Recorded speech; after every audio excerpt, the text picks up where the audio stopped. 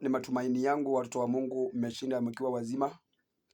Kila mtu ajiandae, tukutane mwendo wa saa 10 hapa kwa ngurupu.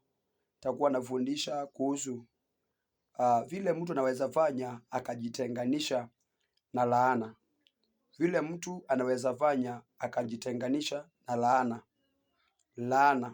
laana za ukoo, laana za wazazi, laana za ndugu zako, laana za watu waliokulaani damu moja na wewe. Laana zote mali zimefika.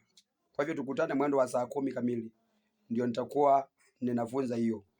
Na masaa haya mimi nami nataka kuingia kidogo lunch time, ni kule lunch. Kwa hivyo wewe unayetaka kusimama na mimi katika lunch time yangu, simama na mimi.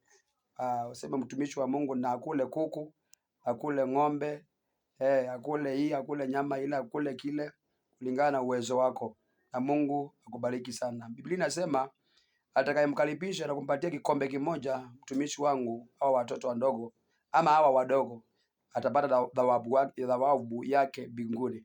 Kwa hivyo ni karibuni nyote sana. Mungu awabariki sana. Huduma imenishika hapa kweli kweli, lakini Mungu ni wa neema. Nasonga na mbele na kazi ya Mungu ninasonga. Kwa hivyo ni karibuni nyote na Mungu awatende mema.